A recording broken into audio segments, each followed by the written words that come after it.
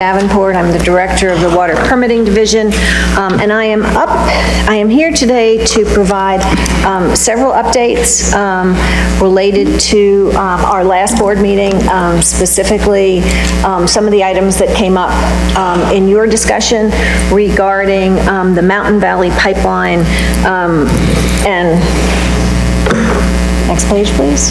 There's three things I'd like to talk about. The first are the residential water concerns on Bent Mountain, and that was an item that Mr. Hayes specifically asked us to look into, and I'd like to report back on that. Also, Ms. Wood asked us to explore erosion and sediment control practices that are applicable through the Department of Mines, Minerals, and Energy, and we've had several conversations with those folks, and I'd like to report back on that. And then finally, we were directed to continue aggressive enforcement, so I have a few things to update on relative to enforcement and compliance status. So as far as the activity, the residential water concerns that came up regarding Bent Mountain, following up to our meeting back in August, we sent on August 28th a letter requesting contact information.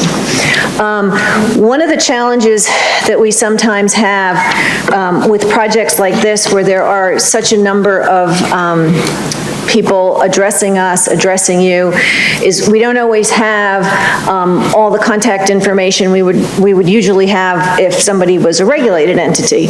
And in fact, right before our board meeting in August, Delegate Sam Razul had written a letter to the Health Department on behalf of 3 named property owners, and he had requested that the Health Department conduct a sanitary survey of those properties, and those property owners were all on Bent Mountain. So what we did was we had some limited information about those folks, so we sent letters out on August 28th asking them to please contact us with phone numbers, email addresses, some way that we could get in touch with them so we could get permission to access the property and work with the Health Department. As of last week, we hadn't heard back from folks, so we resent those letters certified on September 12th, and we did hear back from 2 of the landowners this week. On the 18th, just a couple days ago, staff at the Virginia Department of Health spoke with both of those landowners. The first landowner indicated that the water on their property is good, and they did not want the Health Department to visit the property. The second landowner noted that there had been some issues in June, which had cleared up. There appeared to be nothing beyond normal sedimentation from recent rains, that the well on their property was in fact a 250-foot deep well, but did indicate that they would like the Health Department to come out and take a look. So currently, the Health Department is scheduling a site visit with that second landowner, and our ENS, one of our ENS inspectors will attend on that site visit. So that's what I was able to gather since the last board meeting.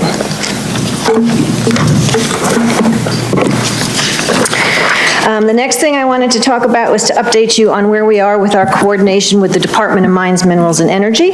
As you all know, at the August 21st board meeting, you instructed us to review DMME's erosion and sediment control and restoration requirements and to apply, as appropriate, those requirements to the Mountain Valley and Atlantic Coast Pipeline projects. DMME actually reached out to us the next day because I guess they'd read one of the articles. So we were able to set up 2 conference calls with staff from DMME. And actually I learned an awful lot about how DMME handles ENS and didn't even realize that they had such a robust program related to those entities that they regulate, which are exempt from our ENS regulations.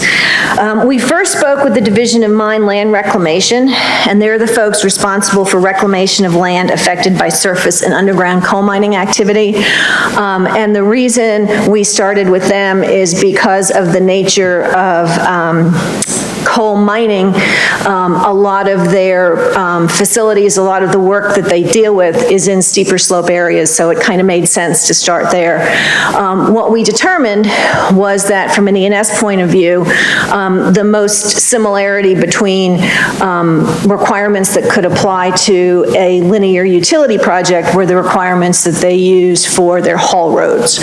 They're both kind of the same kind of project. However, we then realized that the Division of Gas and Oil is responsible for regulating oil and gas operations both on and below the surface, and they cover the installation of gathering lines, which are the smaller pipelines that are collecting the gas that's being recovered and eventually getting them to the transmission lines. So we followed up with our call with the division, with the mine land reclamation folks, and spoke to the oil and gas folks. So Jamie Robb was on that call with me, as was Ben Leach. If you remember, Ben is much more conversant in the details and the engineering requirements of E&S than I am, so I let them do most of the talking. But essentially, we went through a host of things that we have required in the E&S plans that have been approved for Mountain Valley, and they included a conversation about open trenches, perimeter controls, which are those E&S practices that are on the side of the right-of-way, trench breakers, water bars, activities related to stream crossing, steep slope stabilization, and then post-construction reclamation. And we were probably, in total, we talked to their staff for probably about 3 hours. And we concluded jointly that there's nothing missing from the DEQ requirements for E&S and stormwater that are found in DMME's requirements. However, we may address some issues a little bit differently, but that the outcomes are essentially the same. For example, in the oil and gas world over there, there is no limitation on open trench. There is no linear limitation, but if you exceed a certain amount of open linear trench, you have to employ, we call them trench breakers. They have a different technical name and I can't remember what it is, but it was really interesting that we had all sort of thought of the same issues related to the kind of work that they do and the kind of land disturbing activity related to a linear utility project. And although there were slight differences, in the end we concluded that the outcomes were essentially the same. So we didn't find there was anything to recommend in addition to the E&S practices that we've imposed. The last thing I wanted to talk a little bit about was an enforcement and compliance update. We issued a notice of violation to Mountain Valley Pipeline in July of 2018, and as a result of that notice of violation, Mountain Valley has been referred to the Office of the Attorney General's Office, and we are currently discussing with the Office of the Attorney General's Office how to appropriately proceed with that. So I just wanted to let you know. I also talked about this a little bit at the last board meeting, but I wanted to just communicate some points that I'm not sure I did a great job with back in August. And what I think is hard for you sort of have to be out there and watch the process. You have to watch our inspectors, you have to see what they do, you have to understand what they're looking for, and you have to understand what their response is back to the developer. So what our guys do on a daily basis is they are out on the spreads inspecting whether or not the controls that have been approved in the E&S plan are in fact installed. Then they're making sure they're appropriately maintained. They're making sure that repairs are made when necessary and that all of the required paperwork is maintained. That's more sort of an audit function. One of the things that I think there was a little bit of confusion about last time is that 2 points. A need for corrective action doesn't always mean there was a violation of an erosion and sediment control requirement. And You know, one of the things that I got thinking about is a lot of times when we bring consent orders to the board for much more complicated projects, such as sewage treatment plants that may need an upgrade that's going to take place over 12 or 18 months. The corrective action is embodied in that enforcement action, but with these kinds of E&S issues, the corrective action is pretty much demanded immediately, and it happens. So it's not dependent on the issuance of a notice of violation or an enforcement action. So our guys are out there, they have daily logs, they note deficiencies, they say fix this, fix that, the 24 hours they go back and check. So there's a constant activity of corrective action for E&S control measures. So it's not like we're storing up all these things that aren't right and waiting for some kind of enforcement action. So I'm not sure that that point was clear. The other thing I wanted to also mention is that when we look at whether or not there were in-stream impacts or impacts to wetlands, we utilize the folks in our wetlands program. So we have a gentleman who works for Dave Davis, who has pretty much been in the field with our guys all the time. And he's taking a look at whether there is an impact off the right-of-way. So one of the things, though, that we have had a challenge with, and I think it's unique to the fact that this is a very large linear project that crosses multiple parcels of property, and also because there are parts of this where they are condemnation properties, the pipeline company doesn't have a right to go off the right-of-way. So sometimes the impacts are off the right-of-way. So even for us to investigate those impacts, we have to work with the land manager and contact those property owners, and we're not always given access to privately held property that's not covered by the right-of-way. So we have had instances where it's just been a challenge for us to get out and access the stream or the wetland to see what, in fact, impact there may have been. The other thing, when we're talking about sediment off-site, the term is a bucket brigade, and essentially the corrective action is you go out with folks and by hand, you are removing the sediment from the stream bottom or the wetland. And the same issue is there, that where that sediment may be might not be a place or a property that even Mountain Valley has access to. So we do spend a lot of time, and we've gotten a lot better, I think, in terms of communicating with folks, getting letters out when we can't get access, similar to the way we did with Bent Mountain. So that has hampered on occasion our ability to inspect or their ability to actually go in and remediate. The other thing I wanted to talk about is that we hear about a lot of issues that citizens are really concerned about that aren't necessarily something that we have regulatory authority over, that we even necessarily have technical expertise to work through an issue. And I think that I just wanted to try and explain, you know, take a couple instances of things that we've heard a lot about and kind of how we have tried to work through the issue and have tried to gather information and figure out what the right thing to do is.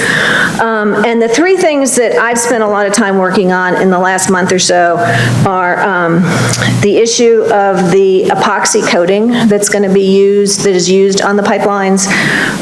We spent a lot of time on potential hurricane impacts. In fact, two of the board members actually reached out to us and said, you know, you guys got this under control, there's big storms coming. And then there's been a lot of conversation and investigation regarding Two Springs. And Will Orndorff, who you might remember, spoke to us at the December board meeting. He's at DCR and he's the karst expert. Also has been involved in some of those investigations, so I just wanted to kind of give you an explanation. I don't know, I know there's a lot of communication to you guys as members from concerned citizens, and again, these were three of the things that were pretty high on our list in terms of concerns and questions. As far as the epoxy coating, there was communication last week from the health department back to the citizen who has, one of the citizens who has raised concerns about this coating. And what the health department said was, yes, we've reviewed the MSDS, which is the material safety data sheet, and in its raw, unapplied form, there appear to be several health hazards present in that liquid epoxy. But there are precautions provided for how workers are supposed to apply it with proper ventilation, and don't get it in your eyes and don't get it in your skin. And then the health department went on to say they would, before they could offer any health risk assessment, as has been reported to them by the concerned citizens, they need some more information. And essentially, what is the basis for suggesting that there is toxicity? What is the basis for being concerned about the weathered state? Have there been conversations with manufacturers? Have there been studies on this stuff? Basically, the health department said, before we can offer any health risk assessment, we need more information. And I'm not aware that additional information has been submitted to them. However, I sometimes just get curious about things, so I decided to take a look at what I could find on the available web about this product. So I think that the most interesting thing that I discovered, and it actually gave me a little sense of relief, is that this bonded epoxy coating, which is made by Scotch Coat, and it is called product 6233. It is, in fact, when I was reading it on the website, I saw a reference to the fact that it is certified by AWWA. Well, AWWA is the Association of Water Works Administrators? I can't remember. But essentially, no, American Water Works Association. This epoxy has been certified by the folks that provide drinking water as a product that can be used on steel pipes, both internally and externally, so on the inside of the pipe and on the outside of the pipe, for pipes that convey potable water. I don't pretend to be a toxicologist. I have never been a toxicologist. It's not my area of expertise. But it seems to me that there are certainly uses of this pipe, of this epoxy, which are compatible with drinking water. So I offer that simply to say, we don't have the answers to every question that are raised, and we might reach out to the health department, and we try and gather the best information we have. The other thing I wanted to talk a little bit about was hurricane preparations, and thankfully, we were spared quite a bit of the rain and storm that we had been threatened with, but we went ahead and reached out with Mountain Valley when we heard the same reports that you all heard, and said, hey, what are your plans? What kind of preparations do you do for a hurricane? And they talked to us about the kinds of measures they were going to take to make sure that their E&S controls were adequate, were really punched up to accommodate the rain and the wind that was predicted. And they also said to us, we're not going to keep working because we understand there's a risk. Now, if you remember, there was a stop work order issued by FERC last month. And to resolve, in resolution of that stop work order, one of the things that Mountain Valley presented to FERC is that it's not the best for the environment just to stop working and leave everything where it is, to leave open trench, to leave piles of topsoil. So what they proposed to FERC was a series of stabilization activities, and they weren't just E&S stabilization, but also what they called engineering stabilization. So they had a sense of those parts on the pipeline where there would have been a risk to leave them in an unstabilized state. So they pulled about 1,000 folks off the construction activity in preparation for the hurricane and went back and just walked everything that was open on that right of way and figured out how they could make sure sites were stabilized. And they secured the pipe that was in the open trenches. They backfilled trenches where pipe was exposed. They added gravel and other additional best management practices to prevent or reduce pollution. They removed fuel and other potential chemicals out of the floodplain areas, and they beefed up their E&S at road crossings. So they took a number of practices to stabilize the sites. Can we please be quiet so we can hear the presentation? And I don't know whether there was some confusion on the part of folks, but DEQ did not issue a stop work instruction in anticipation of the pipeline, because the company came in and said, look, we've looked at the risk, we've looked at what might happen, and these are the steps that we're going to take. And yes, they did continue some activity around the Blue Ridge crossing, and I am not an expert on the safety of natural gas pipeline construction. That is something that FERC has authority over and has experts in, and the work that was conducted was in accordance with the activities that had been approved under the engineering stabilization plan. The good news is, not only did we not receive the huge amount of precipitation that had been forecast, but we have had about 5 or 6 complaints post-storm. One of the things, though, that we have noticed, which has been a little challenging from a compliance point of view, is that sometimes we don't get complaints until several days after something has been observed. And for a project like this, it's really hard. We have worked diligently to have our reporting system, and we are getting citizen complaints out to the guys in the field within 24 hours. But there's a number of instances where even once they get that and they get out there, the condition that was reported is not the condition that we observe.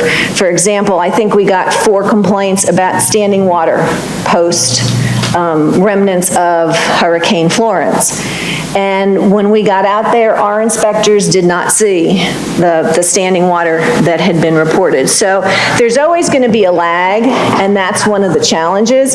And also with some of the information that we've been getting from citizen monitors about in-stream turbidity. For example, we got a report not too long ago about a number of sampling events that have taken place probably since the end of June. And in that report, there was maybe one thing that we would have looked at. There was an uptick in turbidity at the end of July, but if we don't get it until August or September, you really can't go back and see what was going on at that moment in time. And I think, you know, some folks are frustrated that they don't, that what has been reported isn't necessarily what we have seen in the field by the time it gets to us and we get out there. The last thing I just wanted to talk a little bit about is we've heard a lot about a couple of springs up in the Mount Tabor area, Parsons Spring and Salmon Spring, although Parsons Spring is also called Bottom Spring and something else. And it gets, you know, even things like that are challenging because somebody might call in and say, hey, I have an issue with Parsons Spring, and somebody else calls in and says, hey, I've seen something at Bottom Spring, and it might take us a little time to put 2 and 2 together and say, you know what, that's the same place. And I think that's just the nature of local nomenclature, because what's on the map might not be what the next door neighbor calls it. But we have had a number of calls, a number of issues related to impacts to two springs in the Mount Tabor area. We do know, in fact, that from the open trench, several weeks ago our inspectors noticed, or actually I think it was the guys working on it, that there was water that was disappearing, which meant we had uncovered a karst feature. So Will Orndorff and DCR got involved. He conducted a dye trace study. And in fact, there was a direct conduit from this feature in that area on the right-of-way straight to Parsons Spring, or Bottom Spring. The appropriate actions were taken on the right-of-way in terms of implementing a karst mitigation plan, which is how do you actually make sure that that conduit isn't open for future possible contamination from the activity. Next door, or fairly close to Parsons Spring, is another spring called Salmon Spring. And there have been 2 sampling events of, so at this property where Salmon Spring is located, there's a couple residents, and there is also a groundwater well that's also used for drinking water. So Mountain Valley has taken 2 samples of that well. They've taken 4 post-rainfall sampling events at the property. And every time they go to the property, they have to get access before they can go out and grab their samples. So again, sometimes there's delay in what's been observed and what they can get out and do. And in fact, what they proposed is sort of an open-ended permission so that they can grab water samples monthly from both the well and the spring. And I'm not sure that has been worked out since August, but they stand ready to go out and grab these samples. They'll send them to a VLAP certified lab. And the only point I'm telling you these stories is because it's not, there's a lot of logistics around as we look at compliance and complaints that are off the right-of-way.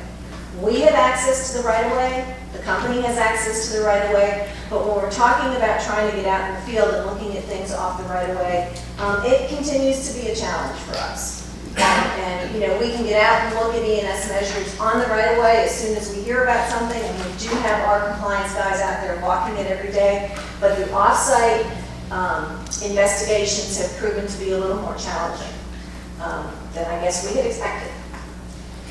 So I don't have any other comments. I don't know if you have any questions. I don't know. Any questions? I have some questions. Well, thank you, Ms. Davenport, for anticipating all of the issues that would be raised. And, you know, going back to the hurricane, you know, potential impacts, one of the things that that I had spoken about was this jute matting, and I'm not sure if the E&S person is here, but would that be something that they should have on hand in order to, you know, address an emergency situation? Ben? Y'all remember Ben Leach? Yes. My name is Ben Leach, Chairman of Dunn and the rest of the board. Good afternoon.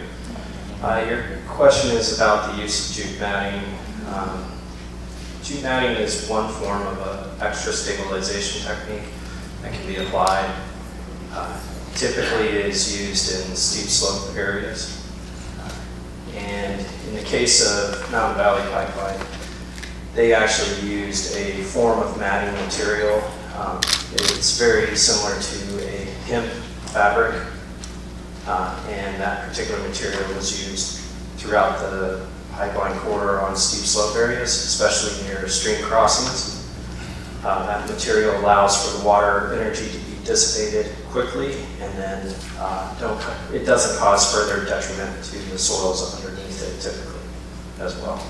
But that was used as part of their E&S techniques during the stabilization that occurred Sunday, starting last week on Sunday, into the week leading up to the storm event as it transitioned to Southwest Virginia. So they actually started their stabilization work on the weekend, on Sunday? Yeah, the pipelines are 24/7 typically, 7 days a week. They don't distinguish a work day. They're typically at this point in their project to work as many hours as they can, especially with the understanding of how potentially dangerous the rainfall amount was that was projected for Virginia.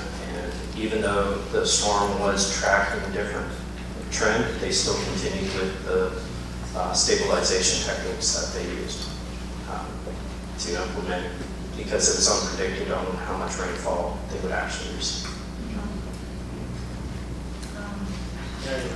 I actually did, yeah.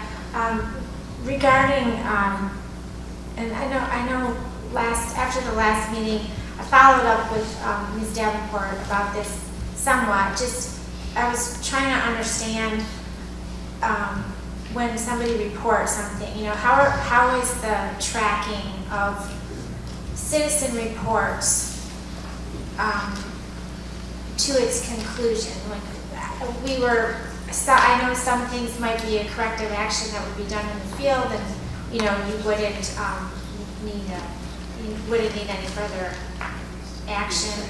But do we have internal records on citizen reports versus our own inspections?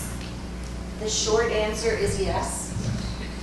And Jerome Brooks is our water compliance manager. He is responsible for our pipeline inspectors, plus managing a contract for the folks who are helping us.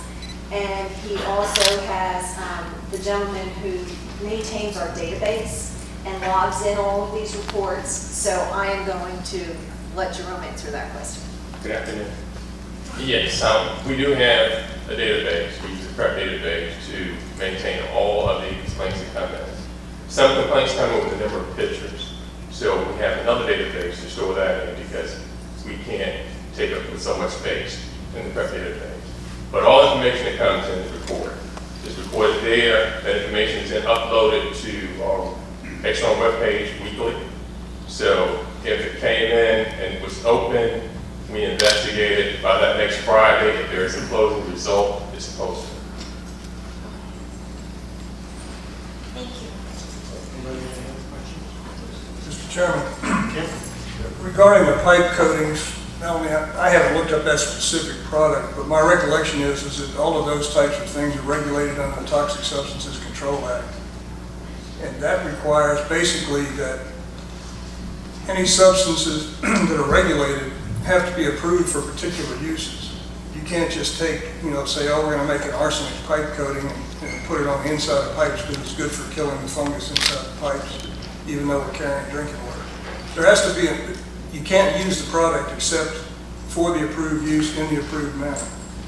And so the concept behind that law, which was passed more than 30 years ago, was to make sure that when things were used in a way that they could be out in the public or out in the environment, they would be used safely and only in the manner approved. So if they're using this material, and as far as I know, all of those 3M products like this are regulated under TSCA.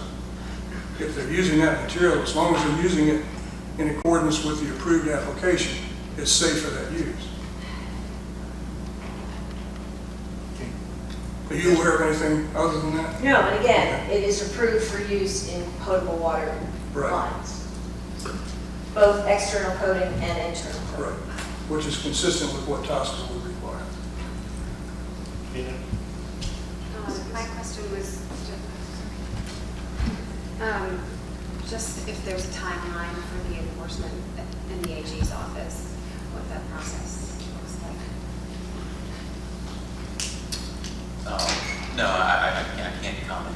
specifics with respect to that referral, other than say that we're in communication with DEQ and the matters under review. Any other questions? Other than to say, Melanie, thank you for that report, and thank you for the follow-up with the MMD. My pleasure, thank Thank you you. for listening.